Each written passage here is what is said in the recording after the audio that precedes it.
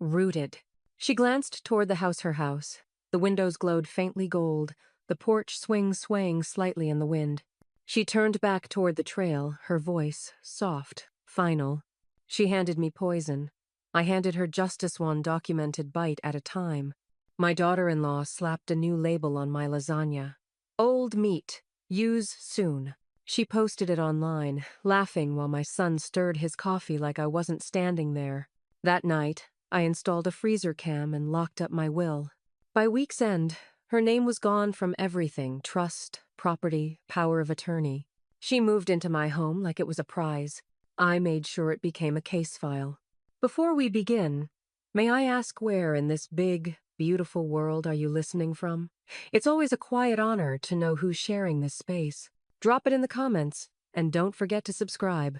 The dishwasher hummed low behind her, steam curling from the vent like breath in cold air. Janet stood by the open freezer in the mudroom, her reading glasses slipping halfway down her nose. She was just reorganizing, making space, clearing her mind when her eyes froze on a Ziploc bag she didn't recognize. The label was bold, scrawled in thick black Sharpie. Old meat. Use soon. She blinked, then reached in and pulled another. Same label. Another. And another. 4 in total, each bag holding her carefully packed portions of last week's chicken casserole, pot roast, and 2 slices of her Christmas meatloaf, wrapped in foil with date stickers she'd always used. She stared at the handwriting. It wasn't hers. It was Maggie's rounded letters, overly neat, like a PTA sign-up sheet trying to look spontaneous. From the kitchen came the clink of plates and the unmistakable voice of Maggie, drifting in on a breeze of smug amusement. Seriously, it's like leftovers from the 40s, she laughed, not bothering to lower her voice. Todd gave a low chuckle. I think that meatloaf has voting rights. Janet didn't move. She didn't even breathe. The cold from the freezer rose up into her wrists. Emma's footsteps were quiet, cautious. She came around the corner, her socked feet barely making a sound on the hardwood. Grandma? Her voice was soft. You okay? Janet didn't turn. She just nodded once, not trusting the muscles in her face. I can help clean up if you want, Emma offered, already reaching for a dish towel. In the kitchen, Maggie's tone turned syrupy. Emma, sweetheart, why don't you go finish your sketchbook? Let the adults take care of the mess for once. Emma opened her mouth to respond, but Janet gently touched her arm. It's fine, she said. Go on, love. I've got this. Emma hesitated, her eyes flicking from Janet's face to the freezer bag still clutched in her grandmother's hand. But she nodded and walked away, her shoulders slightly hunched, as if trying to make herself smaller. Janet stood alone again in the mudroom. The bags felt heavier than they should have, like they weren't holding food anymore, but something older, sourer. Not leftovers, not even disrespect, dismissal. She moved slowly, deliberately, placing the bags back in their precise order. Labels turned inward now, like they didn't deserve to be seen. She shut the freezer with a soft click and locked the mudroom door behind her. Upstairs, the bedroom lights cast a warm, amber glow over her handmade quilt. The house smelled faintly of lavender linen spray and old pinewood trim. Janet carried a plate of untouched green beans and a single roll on a paper napkin. She placed it on the end table, untouched. Then she sat on the edge of the bed, hands in her lap. She could still hear the laughter downstairs, muffled now, but present. Always present. Her fingers traced the seam of her comforter as if it could tell her something she didn't already know. The door creaked slightly. Emma's voice came from the hallway, hesitant. I left you some tea on the banister, chamomile. I figured you'd want it hot. Janet smiled softly, even though Emma couldn't see it. Thank you, sweetheart. She waited until the footsteps receded. Then she rose, walked over, and poured the tea into the bathroom sink. Back in bed, she reached for her notebook. It was leather-bound, worn smooth with use. No one in the house knew it existed. On the inside cover, one name had been recently added in crisp ink: Darius Wexler. Her pen hovered for a second before she added 3 words beneath it. It's time now. Morning crept in without asking. Pale gray light slipped between the slats of Janet's blinds, painting long stripes across the hardwood floor. She didn't reach for her phone or the curtains. She just sat at the edge of her bed for a while, feet flat on the floor, hands resting in her lap. A breath, Then another. Downstairs, the smell of burnt toast floated faintly through the vents. She rose quietly and padded to her writing desk. It was tucked beside the upstairs window, shielded by a muslin curtain and half buried in knitting catalogs and mail. Janet moved like she'd done this 100 times, pulling open the third drawer, not the top one, and reached past an old rotary photo album to the back panel. A small notch, a slight push. The false back slid free with a faint wooden sigh. Inside, nestled in a manila folder and a plastic zip case, were the documents no one else in the house knew existed. She laid them out carefully on the desk. First, the deed cream-colored, blue-stamped, notarized twice. Full ownership of the property. The house, the backyard, the adjacent undeveloped parcel that the city had tried to buy 3 times. Then the will, notarized 3 years ago. Equal division between Todd and Emma. That had felt fair once, balanced. But fair looked different in hindsight. Janet turned the pages slowly, her thumb lingering on the signature lines. Her name written in strong, confident loops stared back at her like it belonged to someone who hadn't been laughed at in her own home. She paused. A small, yellow sticky note fluttered loose from the final page. "When you're ready, DW." Her breath caught. She remembered the pen he'd used. Heavy, steel, the kind a man doesn't lend out. Darius had placed it on the table 3 years ago, just before she signed, and said gently, "You'll know when." She reached for the phone, not the cordless one downstairs. Her own, the burner flip phone Colleen had talked her into getting just in case the internet ever went to hell. It felt ridiculous at the time. Now, it felt necessary. The line clicked twice before connecting. "Janet." Darius's voice was warm, clear, like wood polish and judgment withheld. "I've been waiting." Her eyes watered slightly, but she blinked it back before it could form. "I want the documents redrafted," she said. Her voice was calm, not bitter. "All of it." A pause. "All of it?" he asked gently. "Make it so she'll never see a dime," Janet said. Then, quieter, as if confessing something. "Not by blood, not by marriage, not by accident." She could hear Darius clicking something in the background keys on a mechanical keyboard, precise and efficient. "And Todd?" Her lips pressed into a line. "He'll understand. Eventually." "You're sure you're ready?" Janet looked out the window. The oak tree in the front yard was heavy with summer green. A squirrel darted along the fence line, fast and clever. She nodded to no one. I was ready the moment she laughed. There was no response for a beat, just the faint hum of legal machinery coming to life on the other end of the line. "I'll draft the amendment and prepare the trust transfer documents," Darius said. "Everything routed through my office. You'll have final review in 2 days. Make sure it's clean," she said. "No loopholes, no appeals. I want it ironclad. You'll have my best work, Janet." She hung up without saying goodbye. Some things didn't need ceremony. Outside her door, the hallway creaked faintly. Janet rose and tucked the documents back into the hidden compartment. Her steps were quiet, deliberate, but her blood moved a little faster now. Not hot, just alert. Downstairs, she could hear Maggie talking to someone on speakerphone, loud, fake laughter. The kind meant to be overheard, meant to claim space. Janet didn't listen. Instead, she walked into her walk-in closet, pulled down the gray fireproof box from the top shelf, and opened it with a key that hadn't been used since her husband died. Inside, beneath insurance policies and pension records, was a folder she hadn't touched in years labeled in her husband's handwriting. Contingency, full transfer. Her fingers hovered over it. Janet stood at the threshold of her own kitchen, unnoticed. It wasn't the first time lately. Maggie had just finished scrubbing the countertops, or at least pretending to loud enough to suggest martyrdom. Her phone was perched on a small tripod facing the island, its camera light a tiny, watchful eye. "Meal prep Sunday," Maggie said brightly, waving a silicone spatula like a magic wand. "Caring for 2 seniors and a teen under one roof, because somebody has to show up." Beep! The oven door slammed shut. Todd clinked a spoon in his coffee and nodded absently without looking up. Janet lingered 1 step back from the doorway, blending into the shadow by the stairwell. It wasn't eavesdropping if they never noticed you existed. "I swear, if I don't post this, people think I just sit around, Lacano. This is what actual care looks like." Maggie adjusted the camera angle, flashing a manicured peace sign. Doing my part for generational balance. Then she added in a flat drawl. Hashtag sandwich generation, hashtag unpaid labor, hashtag where's my wine. The hippie tone hung in the air like hairspray. Performative. Always just 1 degree too cute to question. Janet slipped back upstairs. That night, while Maggie scrolled TikToks in bed and Todd dozed with the television on, Janet stood in the mudroom holding a tiny black box in her palm, a motion-activated camera, no bigger than a matchbook.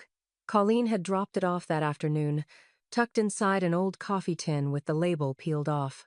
Nothing wrong with knowing what's yours, she'd said. Call it memory insurance. Janet opened the freezer door with a practiced hand. She placed the camera behind the bins of frozen vegetables angled just so, then closed the door and clicked the external magnet shut. It looked like nothing had ever been disturbed. She wiped the handle with a clean cloth, then walked away. By Monday morning, the video feed was quietly linked to her upstairs laptop. One folder, unlabeled, just a silent eye that blinked awake when Maggie opened the door. The first clip arrived within hours. Maggie, in leggings and a color-coordinated hoodie, rifling through freezer containers. God, why does she keep so much crap in here? She muttered. Then, louder, to her phone. I'm cleaning out this war-era bunker today. If I disappear, avenge me. That evening, Janet opened her laptop and watched the clip twice.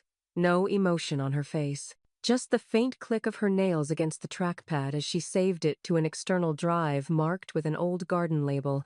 Potato seeds do not discard. By Wednesday, there were 3 more. On Thursday, Colleen arrived in her usual no-nonsense way, a quilted vest over a sweatshirt, hair pulled back like she had plans to fix a tractor. She carried her phone with a smug grin plastered across her face. You need to see this, she said. That daughter-in-law of yours just turned you into content. Janet took the phone. The video was already playing. Maggie holding a spoon, talking to camera. Leftovers for the grandparents again. I'm doing my best not to eat their meals, but honestly, if I disappear one day, check the stew. Underneath, the caption read, Still feeding the greatest generation number. Caretaker Chronicles number, pray for me.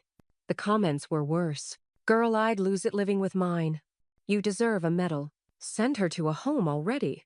Janet set the phone down without a word. Colleen lowered her voice. Want me to respond? Because I can light that woman up. No, Janet said. Her voice was soft, but steady. Let her talk. Every word she says is just another piece of the puzzle. That night, while brushing her teeth, Emma peeked into Janet's room. I saw Mom's post, she said. It's not right. She makes you sound like you're just here, like a chore. Janet met her granddaughter's eyes in the mirror. Are you all right? Emma shrugged. I think people forget you hear things, even when they're not talking to you. Janet dabbed her mouth with a towel. They only forget when it's convenient.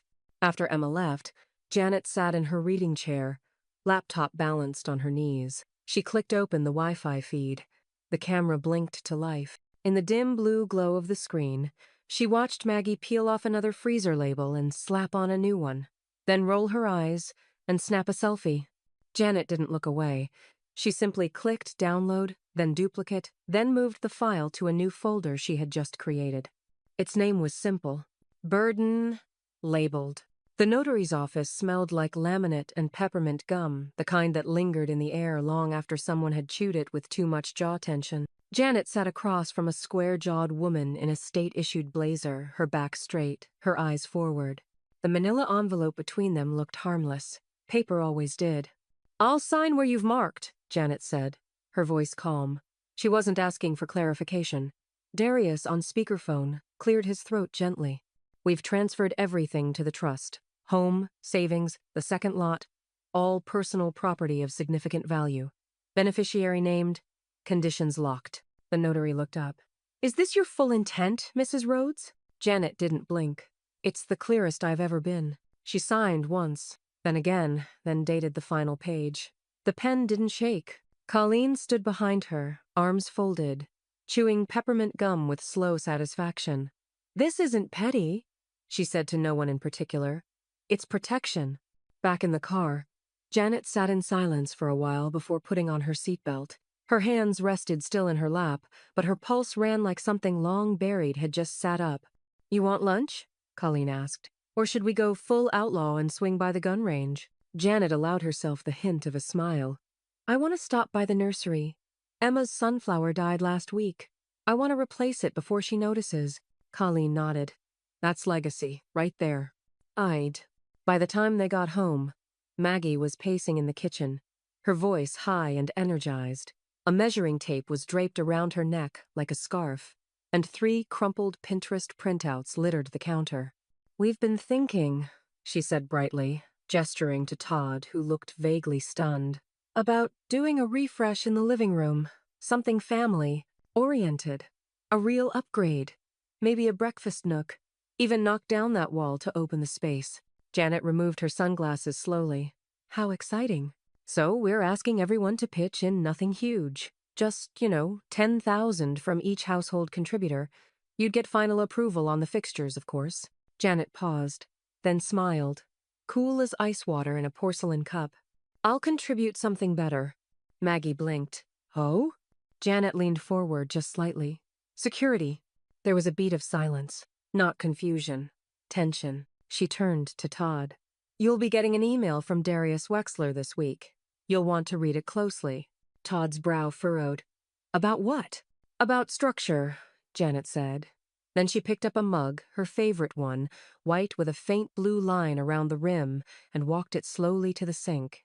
"And what happens when people build their lives on top of something they don't own?" Upstairs, her laptop dinged with a file sync alert. The trust documents had been finalized, fully encrypted, filed under a new folder. Emma, 100% beneficiary. Irrevocable. That night, Janet sat in her bedroom, the sunflower freshly potted in the window behind her. Emma stood nearby, drying her hands from dinner dishes. They didn't talk much, didn't need to. Janet reached into a drawer and pulled out the label maker Colleen had given her years ago, back when everything had still been balanced. She typed in a word slowly, deliberately. Inheritance. She handed the label to Emma. "For your sketchbook," she said. "Or wherever you need to remember what belongs to you." Emma looked at the small piece of adhesive plastic, eyes wide. She didn't ask anything, just nodded. The banker was young, probably still in his 20s, and a little too confident in how he held his tablet, like he thought the tech made him an authority on power. Janet watched his stylus hover over the form. "So to confirm, you're restricting all co-access?" "That's correct," she said. "No one else is on the account. I'd like biometric verification, only retina and fingerprint both." He blinked. "That's a high security tier. Most clients don't request." "I'm not most clients." She said it gently, but the air in the office shifted. Darius, patched in via Janet's phone speaker, cleared his throat from across the state line. "I'll also be submitting a third-party interference block," he added. "Anything that looks like asset movement, credit card requests, or estate modification from anyone but Janet. Lock it, flag it, and call me directly." Janet placed her palm on the biometric scanner. It blinked green. The banker swallowed. "Understood." That weekend, Maggie banged a cabinet door with theatrical precision. "Why is the freezer always full of her junk?" she said to no one in particular, though her eyes flicked toward Janet. Janet didn't flinch. She opened a kitchen drawer, pulled out her keys, and walked toward the mudroom door. "I'll be moving my items to the garage." "The garage?" Maggie frowned. "But that's—" Janet turned back slowly. "Mine." The detached garage smelled faintly of cedar and thyme, like it had been holding its breath since her husband died. The second freezer sat in the corner, old but reliable, humming quietly beside a stack of folding lawn chairs and a rusted tackle box. She moved everything by hand, no help requested. None offered. Her Tupperware, her labeled leftovers, her soups and stews made from scratch. The old meat bags were gone now, tossed weeks ago, but the memory of them stayed like a burn you couldn't quite see. After the final transfer, Janet closed the lid and snapped a silver padlock shut. Not dramatic, just permanent. Inside the house, Emma passed her in the hallway, her sketchbook tucked under one arm. She slipped a folded piece of paper into Janet's sweater pocket without breaking stride. Janet opened it later in the safety of her room. "Whatever you're doing, Keep going. The handwriting was small, but steady. That evening, Colleen arrived with a plastic shopping bag and a glint in her eye. I brought reinforcements. Inside were new freezer bags, heavy-duty, zipper sealed, a far cry from the flimsy grocery store kind Maggie preferred. But what stood out was the label. Legacy Storage, it read. Elegant font, gold lettering. Janet held the bag in her hand, thumb brushing the curve of the Z. You need any help swapping things over? Colleen asked. Janet smiled faintly. Number this part I want to do alone. She stayed up late that night, unpacking her meals one by one: chili, slow-cooked roast, lasagna slices wrapped in wax paper, and repackaging them with meticulous care. Each item was labeled in clean handwriting, the bags neatly stacked, the contents sealed. She placed them in rows, like chapters. Not food, not just storage. Evidence of care. At 3:12 a.m., Janet woke with a strange chill in her fingertips. The house was quiet. Too quiet. She pulled on her robe and moved, silently downstairs, drawn to the kitchen like something unsaid was still breathing there. The mug she'd left on the counter, the one Emma had filled with her chamomile blend, was gone. So was the pill organizer she always kept by the sink. Her breath caught. She opened the cabinet where she kept the replacement vitamins. One bottle had been moved slightly out of alignment. Janet didn't panic. She didn't cry. She just stood still for a long moment, her fingers curling into her palm. Then she turned and walked back upstairs. She opened her laptop, navigated to the freezer cam folder, and renamed it. Burden, labeled, became contingency, active. She clicked into her files and opened a new document. Date, active monitoring initiated. Reason, potential tampering. She didn't type more. She didn't need to. The new pillbox was weighty, not in size, but in consequence. It clicked open with a satisfying snap. Each compartment stamped with the day of the week in clean block letters monitored, logged, and reviewed by the Walgreens pharmacist down the street. Janet had requested the extra service quietly, without explanation. The young tech hadn't asked questions. He didn't need to. Back home, she knelt beside her bedside dresser and pulled out the bottom drawer, then reached behind it, where her husband had once stashed old car keys and spare cash. The hidden panel gave easily under pressure. She placed the locked metal case inside pills, counted, time-stamped, monitored, then slid the panel back into place and turned the drawer's small brass key. It clicked into silence like it had been waiting for something more than sweaters and old receipts. She stood, exhaled, then opened her notebook and wrote down the time. 11:42 a.m. All medications secured. Just above it, yesterday's entry was still drying in ink. Something shifted. I won't wait to prove it. 2 days later, at the clinic, Dr. Van Allen raised a salt and pepper brow as he examined Janet's printouts. Levels are good. No inconsistencies. No gaps in your refill history either. Did something change in your routine? Janet kept her gaze even. Let's just say I've started treating myself like a case file. He chuckled, then realized she wasn't joking. I'll sign off on full consistency. You'll have a time-stamped note from me by this afternoon, he said, flipping through her chart. You're sharper than half the 40-year-olds I see. I have to be. As she left the office, her phone buzzed. Emma. She rarely texted during school. One new message. MR? Can I show you something later? Video from brunch last weekend. Mom said something I think you need to hear. Janet stared at the screen, her thumb hovering over reply. Instead, she walked faster toward the car. That evening, the kitchen felt colder than usual. The dishwasher rattled. The lights flickered once. Maggie was in the living room laughing loudly on speakerphone. Emma sat on Janet's bed, cross-legged, her phone in hand. She played the clip. The video opened on a crowded brunch table: mimosas, half-eaten pancakes, the sound of ambient clatter. Maggie was in mid-sentence, leaning in for effect, smirking like she was playing to a camera she didn't know was rolling. I swear, if we're lucky, we'll only have to wait a couple more years. 1 down, 2 to go, she said, then tapped her glass. Cheers to early exits. Janet's face didn't move. She mean you and me? Emma looked down. I think so. Janet tapped the screen, paused it, zoomed in on Maggie's face, the carelessness, the gleam of it. Then she spoke. quiet and clean. Let's start with one. Colleen arrived an hour later, dragging a folding chair and 2 foil-wrapped containers of shepherd's pie. You've got about 36 more hours before I take this to the sheriff's office myself, she said, setting the food down like it was ammunition. Janet poured 2 mugs of tea. I have medical proof, legal backup, video evidence. I know what I'm doing. Colleen sat hard in the chair. Good. Then maybe it's time for a fireproof revenge plan. Janet looked at her. Just looked. Calm, sharp, surgical. It's already lit. She reached under the couch cushion and pulled out a flash drive, labeled in tidy handwriting. CR Phase 1. Colleen raised an eyebrow. What's CR? Contingency response. And Phase 2? Janet didn't answer.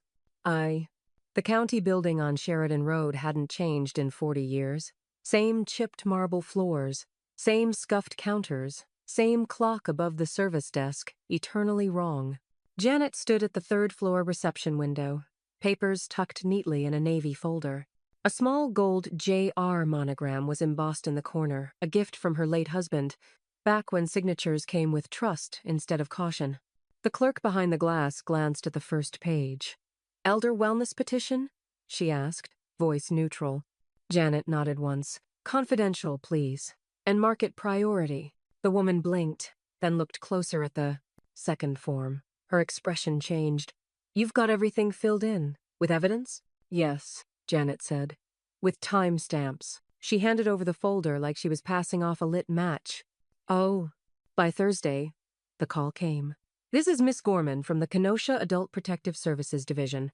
We'll be doing a surprise wellness check within the next 10 days. Please do not alert other household members. Janet looked at the freezer cam footage paused on her screen. Maggie grinning smugly, her hand hovering over a spice jar. I won't say a word, she said. Oh, that weekend. Maggie stood in the hallway holding a pile of freshly folded towels like a weapon. So I heard from Todd, you've been acting strange. Janet looked up from her crossword. Define strange. Oh, you know. Maggie's voice dipped into its usual syrupy tone. Locking up your pills, reorganizing the garage, doing whatever you're doing. You're not some courtroom victim, Janet. This isn't one of those Lifetime movies. Janet folded her newspaper and met her eyes. Keep underestimating me, she said, voice steady. I'm counting on it. For the first time, Maggie blinked first. Oh. The next day, Emma climbed the attic stairs with a box labeled Hodes, 1964, 2001 scrawled in faded Sharpie. Want to go through some of these? She asked, breathless. I need some old photos for my digital art class. Janet opened the box with careful hands. Dozens of prints spilled out Polaroids, school portraits, vacation snapshots with yellowing edges, her own face, younger, beside her late husband. Todd at age 7, holding a fishing rod, a baby blanket Emma once carried everywhere. But something struck her as she sorted. The recent years, birthdays, Thanksgivings, even Emma's middle school graduation, all had one quiet thing in common. Maggie wasn't in any of them. Not a single one. Janet held up a Christmas photo from 2 years ago. Todd smiling stiffly. Emma clinging to Janet's side. An empty chair beside them. She was always taking the photo, Emma offered, almost apologetically. No, Janet said. She was always outside the frame. She placed the photo aside, opened a new folder on her desk, labeled it Documentation, Absence Pattern. Oh. At dinner, Todd ate with his eyes glued to his plate.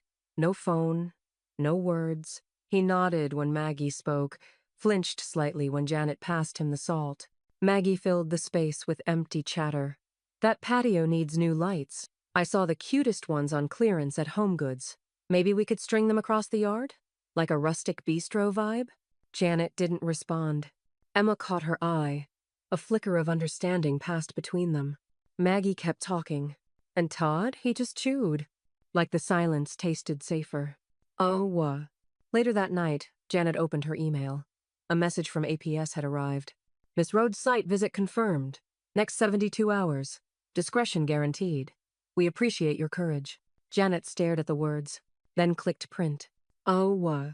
The knock came just as Maggie's voice reached its highest octave. I'm not asking for much. Just 1 square foot of freezer space that isn't packed with 80-year-old stew.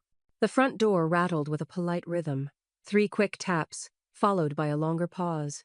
Janet rose slowly from her armchair, smoothing the front of her cardigan like she had all the time in the world. Maggie groaned. If that's Colleen again with another jar of organic pickles, I swear. Janet was already at the door. Miss Rhodes? The woman on the porch wore dark slacks, a blazer too practical to be stylish, and a soft leather case slung over one shoulder. Her badge read, Gorman, Apps Field Investigator. Yes, come in, Janet said with a warmth that felt just north of Southern hospitality and just south of warning. The moment the social worker crossed the threshold, the air shifted. Maggie froze mid-rant, the freezer door still open behind her. Todd looked up from his phone, startled like a deer catching headlights through glass. I'm conducting a routine check, Miss Gorman said, scanning the room with an expert's stillness. It won't take long. Maggie laughed too loudly. Oh, this is about Mom's little meltdown, isn't it? She's been feeling theatrical lately. You know, post-70s paranoia or whatever. Janet turned. Why don't we start in the kitchen? Miss Gorman followed her to the mudroom. Janet opened the main freezer and gestured inside. You'll notice there are no current items marked old meat, but I have saved photo evidence. The bags were labeled in someone else's handwriting. I also have logs of my medications, timestamps of when bottles were disturbed, and a list of changed routines tracked via personal journal. Any direct tampering? The social worker asked. Janet didn't hesitate. Not proven, but enough to initiate this visit. Emma stood quietly in the hallway, her sketchbook clutched tightly. As Miss Gorman turned to leave the freezer area, Emma stepped forward. Excuse me, she said softly, and handed the investigator a small phone. I saved some of my mom's texts, just in case. I think you should see them. Gorman scrolled. Silence. Then, do you mind if I airdrop these to our internal archive? Emma nodded. Maggie had re-entered by now. Her arms crossed tight over her chest. This is completely unnecessary. She's just upset I rearranged her old food. If we're reporting that as abuse now, I've got a whole sorority fridge from 2005 that deserves jail time. Ma'am, Gorman said, still calm, I'll be speaking with each of you separately. Please have a seat. Maggie opened her mouth again and was met with a raised hand. Not rude, not emotional, just firm. Dismissed. She scoffed and stalked back toward the couch. Todd hovered behind the kitchen island, blinking like a man trying to find the emergency exit in a fireproof room. I wasn't really paying attention, he said, his voice smaller than it had ever been. I mean, I didn't see anything dangerous. Maybe I just wasn't looking? That's usually how it starts, Gorman said, jotting something in her notes. Then the door creaked open again. Colleen walked in like she owned the county. Hope I'm not interrupting, she said, tossing a manila folder onto the counter. Photos. Laminated. Freezer labels. 2 angles. Dated. I made extras. Maggie's jaw visibly tightened. Gorman flipped through them. Lips pursed. Janet, still calm, poured herself a cup of tea and leaned against the counter. If you'd like to speak to me privately, she said. The study's quiet. Gorman nodded. In a moment. She turned to Maggie, who was now fidgeting with her phone, thumbs tapping furiously. Please put that away, the social worker said. It's just Instagram, Maggie muttered. Not anymore. I know. The envelope was hand-delivered. Not by a courier, but by Colleen, who wore her church blazer like a badge of intent and handed it to Maggie at the breakfast table with all the ceremony of serving an eviction notice on a silver platter. This came through Darius Wexler's office, she said, her voice light. Thought I'd save the postage. Maggie blinked at the embossed seal, then tore it open, her nail polish chipping on the adhesive. As her eyes scanned the contents, her posture stiffened. Todd looked over her shoulder. What's this? It's a notice to vacate, Maggie hissed. Janet walked in, calm as snowfall. 30 days. Effective immediately, per the terms of the updated trust. You can't just kick us out of the house. Maggie stood, the letter crumpling slightly in her grip. We're family. Janet poured herself coffee and stirred it gently. Family doesn't come with immunity. Todd's voice cracked. You're pushing us out. Janet didn't look up. You pushed first. At the freezer. Silence clamped the room like a lid. I know her. Later that afternoon, Janet sat at her desk, documenting her decision with deliberate clarity. She opened a Word doc titled Occupancy Termination Justification. Reason: Unsafe Household Environment. Supporting documents: 43 files, timestamps, video, photographs, medical statements, witnesses: Emma Rhodes, Colleen Marks, APS investigator, Miss Gorman. She saved it twice, once to her encrypted drive, and once to a printed folder labeled Final Phase Authorization, DW. I know her. Emma knocked gently before entering, her suitcase already half-zipped on the floor behind her. I started packing, she said, brushing hair behind her ear. I don't want to wait. Janet looked up from her paperwork. You're not required to leave. Emma hesitated. I know, but I want to live with you. Not near her. Not anymore. Janet's eyes softened. Then we'll make space. Real space. They sat together in silence.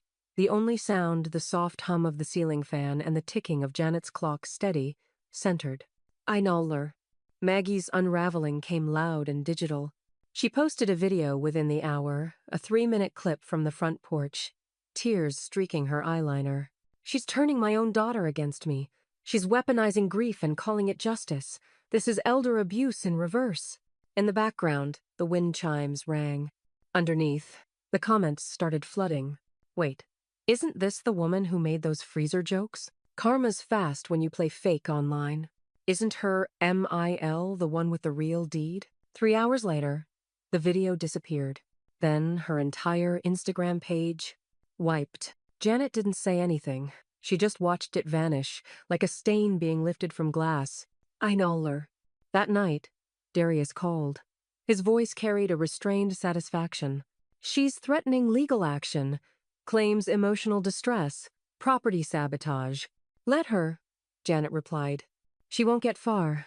We have footage, timestamps, formal APS involvement, witness statements. He paused. Janet, she's the one under review now. Not you. Janet exhaled, slowly. The relief didn't come with fireworks, just a deep, cellular stillness, like settling into a foundation that had always been hers. She picked the wrong cold storage, she said. I was never the perishable one. Oh. The courtroom was colder than Janet expected. Not the kind of cold you could feel in your bones, the kind that lived in linoleum floors and fluorescent lighting. Bureaucratic chill. A place built to flatten emotion. She sat beside Darius, who adjusted his tie once and then didn't move again. His leather briefcase rested neatly on the table, unopened but humming with certainty. Across the aisle, Maggie sat rigid, her lawyer whispering into her ear with the urgency of someone realizing the client hadn't told them everything. She wore a charcoal gray blazer, her serious outfit, but her foundation was too heavy, and her lips kept twitching with every sideways glance toward Emma. Todd sat behind them, alone. He looked older than he had just a month ago. The judge entered without drama. No gavel strike, just presence. A tall woman in her 50s with silver-streaked hair and the energy of someone who had seen too many performative breakdowns to flinch. Case 18, CV 4021, the clerk called. Maggie Rhodes versus Janet Rhodes. Darius rose. Your Honor? He began smoothly. We move for immediate dismissal. The plaintiff's claim of emotional abuse and fraudulent removal is contradicted by documented evidence submitted in advance, including video footage, written messages, and a signed APS investigator's report. He clicked a remote. The screen beside the bench lit up with the grainy clip from Janet's hidden camera. Maggie, labeling a bag of soup, laughing to her phone, still feeding the greatest generation pray for me. Then another video. Maggie tapping a glass at brunch. 1 down, 2 to go. The judge held up a hand. I've seen enough. She turned to Maggie. Do you understand that bringing a case based on false emotional abuse not only diminishes actual victims, but undermines the credibility of your own family history? Maggie opened her mouth. Nothing came out. Do you dispute the footage? No, but do you dispute the ownership of the property or the authority of the trust? No, but then what exactly is left to argue? The courtroom fell still. Maggie sat down slowly. The judge turned her eyes to Janet. Mrs. Rhodes, I commend your documentation and composure. If you choose to pursue a countersuit for harassment or defamation, the court would be inclined to hear it. Janet shook her head gently. I'm not interested in more war, just peace. The judge nodded. Case dismissed. The gavel struck once, and just like that, the tension that had ruled their household for months broke clean. Oh, Todd burst into tears on the bench. Not sobs, just steady, silent weeping. His face crumpled in on itself like a man who'd finally heard the sound of his own inaction. He didn't look at Janet. He didn't have to. Oh, outside the courthouse, the sun was sharp and bright, the kind that made everything feel too honest. Emma reached for Janet's hand as they walked down the steps, their pace slow, unhurried. You've already won, Emma said softly. Janet glanced at her, her granddaughter's face clear, sure, and utterly unafraid. No, Janet replied. We both did. Oh. Behind them, Maggie stormed out, heels clacking against the concrete. She shoved past a man with a clipboard and nearly knocked over a newspaper dispenser. Her phone was back in her hand, but the screen was black. Janet didn't turn. Darius held the car door for her like they were leaving a benefit gala. Want me to file the motion for gag order? He asked casually. Janet raised an eyebrow. She's already muted. Oh. The fire pit in Colleen's backyard was small, built from old bricks and circled with mismatched lawn chairs. Janet stood beside it with a cardboard box in her hands, nothing fancy, just a shipping box with a dented corner and fading Amazon tape across the seam. Inside were the last of the old freezer bags, the ones Maggie had labeled. Janet held one up. Old meat. Use soon. The marker had bled through the plastic over time, leaving a shadow on the reverse side, a stain that never quite faded. Colleen tossed in a match. The flames caught low, then flared upward, orange tongues licking at the edges of each label. One by one, Janet fed the bags into the pit. No commentary, just quiet punctuation. When the last one curled black at the edges, Colleen nudged a stick into the ash and muttered, Now that's the kind of recycling I believe in. Janet gave a half smile, the kind that came from deep exhale and slow repair. Oh. Back at the house, Emma was reorganizing the pantry. She pulled out a box of new freezer bags, thick, resealable, with rounded corners and matte labels already affixed. She held one up. Family. Not forgotten. Printed in soft navy blue, the words looked more like a signature than a warning. I like them, Emma said. They feel earned. Janet took the box from her gently. They are. Oh. Later that night, the kitchen filled with the smell of garlic, tomatoes, and something richer thyme.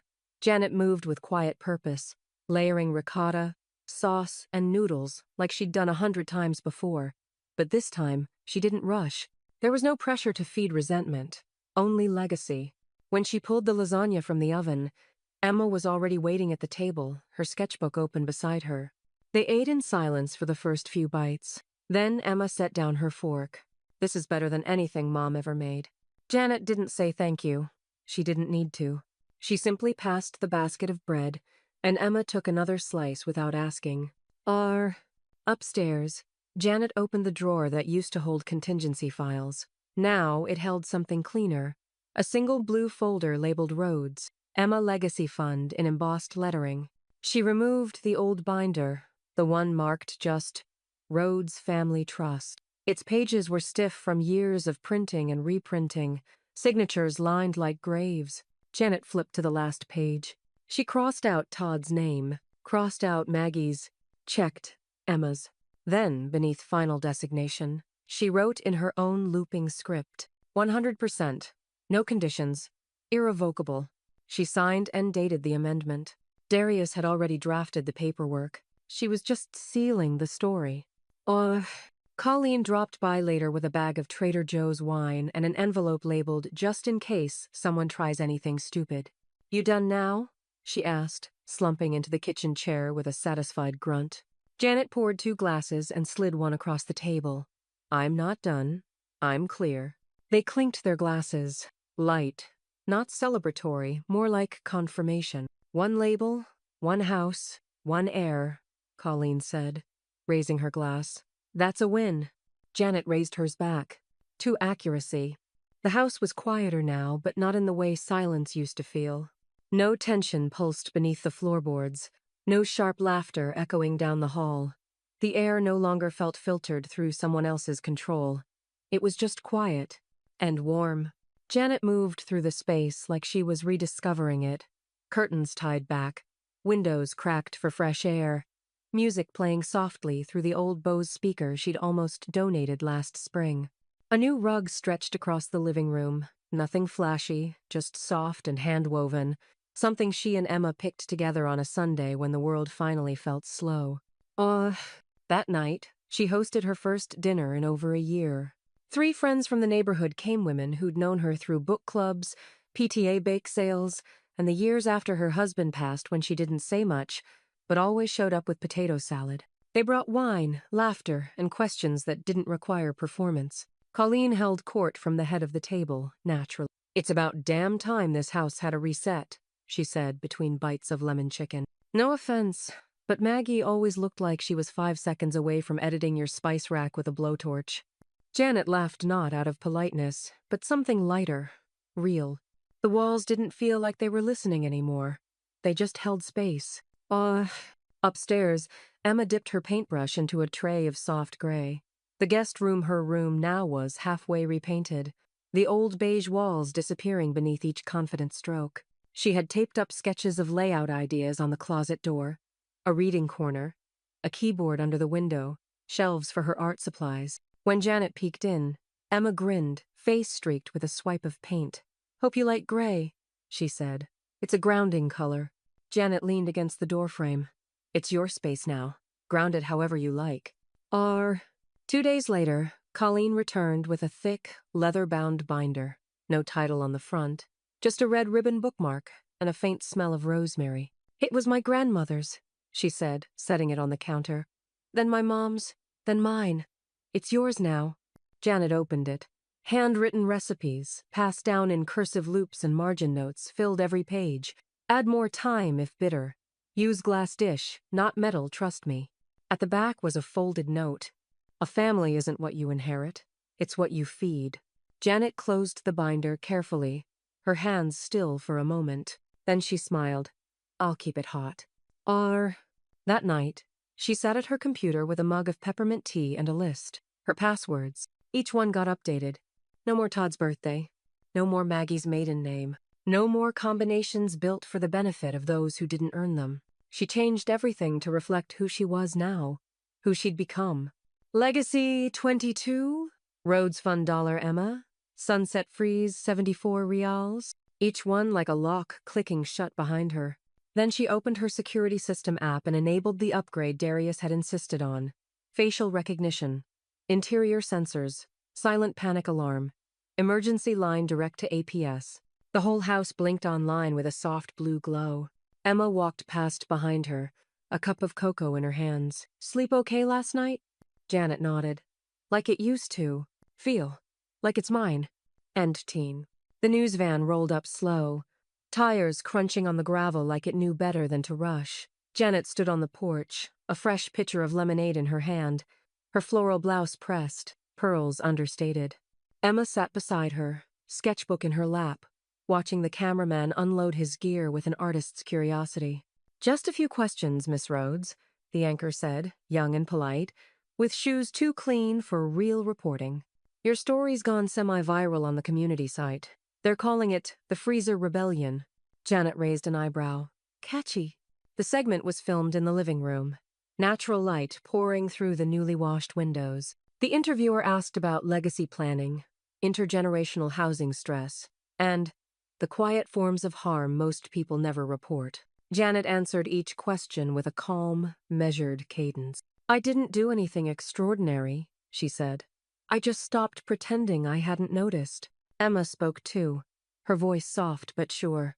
She didn't take anything. She reclaimed it. When the clip aired that night, it ended with a long shot of the two of them walking through the backyard, side by side. "How legacy can be reclaimed," the headline read beneath the station's logo. End quote. 3 days later, Darius called from Washington, D.C., his voice buzzed with purpose. "They're using your case at the National Elder Rights Summit next month," he said. "Panel on covert abuse and passive inheritance threats. I'm one of the keynote speakers." Janet sipped her coffee. Make sure they know I'm not interested in applause. Too late. You've already become instructional, she chuckled. That's a first, he paused. You were always the quietest one in the room. Janet smiled into her mug. Turns out I was just listening louder than the rest. End quote. Meanwhile, somewhere across town, Maggie opened an email that turned her face to stone. Her application to the Harmony Haven Home Health Network had been reviewed and declined. No explanation. Just one line at the bottom. Due to prior documentation concerns, we cannot proceed. She tried calling, left messages, checked LinkedIn. Nothing. Her name wasn't just flagged, it was buried. Offline. Invisible. Legacy, it turned out, had long arms. End quote. Todd emailed 2 weeks later. It wasn't long. Subject: you were right. Mom, I didn't see it. Or maybe I did and just didn't want to deal with it. Either way, you were right. I'm staying with Greg for now. I won't make excuses. Just thank you for protecting Emma when I didn't. Todd. Janet read it twice. She typed only 4 words in return. I've always been. J. Then she archived the message without ceremony. End teen. That night, Emma brought her a small canvas charcoal sketch, rough-lined and bold. It showed the freezer door, slightly ajar, and inside it, light. No food, no frost, just radiance spilling out like memory. Janet blinked once. You took their label, Emma said, and wrote your own. Janet placed a hand over the drawing, and this time, no one else gets to edit it. End teen. The next morning, a sealed envelope arrived in the mail. No return address. Inside was a single sheet of paper. Petition for conservatorship reversal. Filed. Maggie Rhodes. Basis: alleged coercion by beneficiary, Emma Rhodes. Janet didn't panic. She turned the page over. There was a handwritten note on the back in Maggie's unmistakable script. If I can't own it, I'll ruin it. End teen. Thanksgiving morning arrived, wrapped in a crisp gold light, the kind that filtered through bare tree limbs and made every corner of the house look intentional. Janet opened the kitchen window and let the cool air cut through the scent of sage and roasting garlic. No yelling, no stomping, no second-hand performance echoing down the hall. Just quiet again, but this time full of presence. The table was set by noon. Linen runner, hand-thrown plates, glasses that didn't match perfectly, which made them perfect. A white ceramic dish held a low arrangement of pine cones, rosemary sprigs, and rust-colored taper candles. In the center, a small standing card Emma had lettered in dark ink. We kept what mattered. Janet adjusted it once, then let her hand rest beside it like a blessing. End teen. Colleen arrived first, of course, dragging a casserole dish and 2 bottles of wine like she'd been preparing for a siege. I swear if anyone tries to trauma dump today, I will physically gag them with stuffing, she announced, kicking off her boots and kissing Janet on the cheek. Janet just smiled. It's a quiet house now. You'll be disappointed. Good. I came for food, not flashbacks. They laughed, and this time, the sound didn't bounce against defensiveness. It just filled the room and landed soft. End teen. Emma floated in and out of the kitchen, hair still damp from her shower, wearing a cardigan Janet hadn't seen in months, pale blue, loose at the sleeves, the kind that made her look like the kid she'd once been. She arranged the cranberry sauce with surgical precision, lined the sweet potatoes in perfect rows. She even set out a playlist on her phone. Soft folk, quiet piano, a few Motown tracks sneaking in between. No playlists made by Maggie. No passive-aggressive podcast playing in the background. No performative commentary over pie crusts. Just music. And laughter. And breath. At 3 o'clock sharp, they sat. Just 5 of them, Janet, Emma, Colleen, and 2 friends from the neighborhood who'd been there for the potato salad years. Colleen carved the turkey like she'd been training for it, tongue between her teeth, narrating her every move like a Food Network voiceover. No dry breast on my watch, ladies. This bird gave its life. We're honoring it properly. Janet passed the rolls, poured the cider, watched Emma reach for seconds without glancing around first, like no one's approval mattered anymore. She leaned over during the meal, brushed her hand gently across Emma's wrist. You look lighter. Emma grinned. I feel like I'm home. Janet smiled back, small, deep, earned. The fridge hummed in the background. So did the freezer. Inside them, clean labels, real meals, no hidden jokes, no edits, just lasagna, chili, pumpkin scones, Emma's leftover stir-fry in the good Tupperware. No more bagged warnings, no more insult buried under pretense.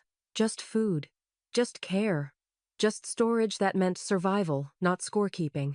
Janet stood at the sink after dessert, rinsing plates as the others gathered in the living room. She paused for a moment, hand resting on the faucet. She remembered the freezer the night she first saw the label. Old meat, use soon. She thought of how far they'd come, and how much further they were willing to go.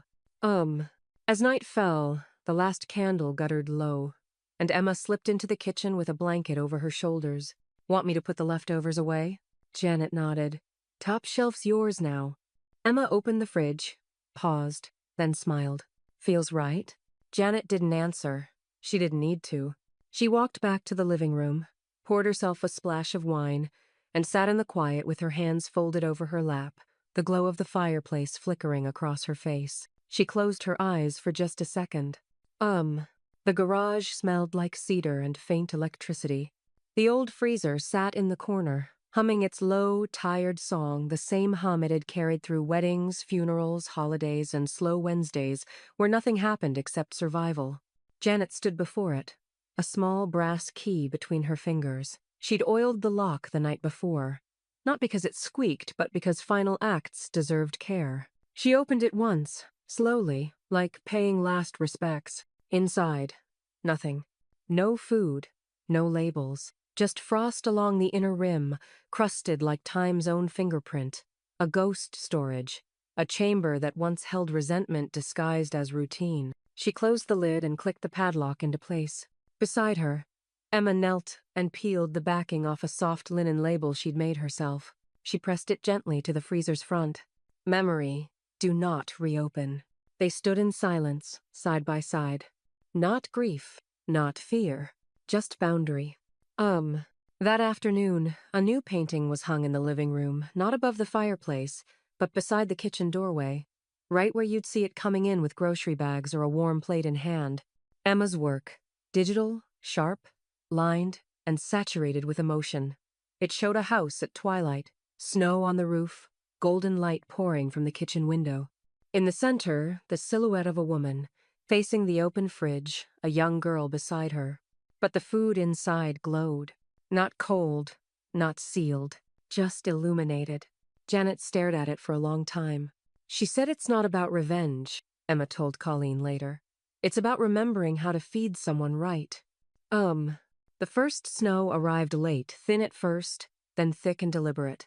Janet watched it fall from the front porch, wrapped in a knitted shawl older than Emma but softer than any new thing could hope to be. The air smelled like wood smoke and slow closure. Colleen sat beside her, cradling a mug. So, it's really over? Janet didn't answer right away. She just smiled faintly, her breath visible in the cold. Then turned her head, eyes still fixed on the snow. I was never cold, she said, just waiting to warm up. Emma joined them a moment later. 2 mugs of tea in hand, chamomile and ginger, steeped just right. She handed one to her grandmother and curled up beside her, a blanket already trailing from her shoulders. Inside the house, the new security system blinked once a soft blue pulse. No motion? No threat? Just presence. They sat like that a long while, until the snow blanketed the yard, until the quiet had fully settled, until the cold stopped meaning distance and started meaning clarity. And when the porch light flickered on with its automatic click, Janet took one last sip, set her mug down, and spoke into the silence. She labeled me old meat. I labeled her forgotten, and I kept everything that truly feeds a legacy.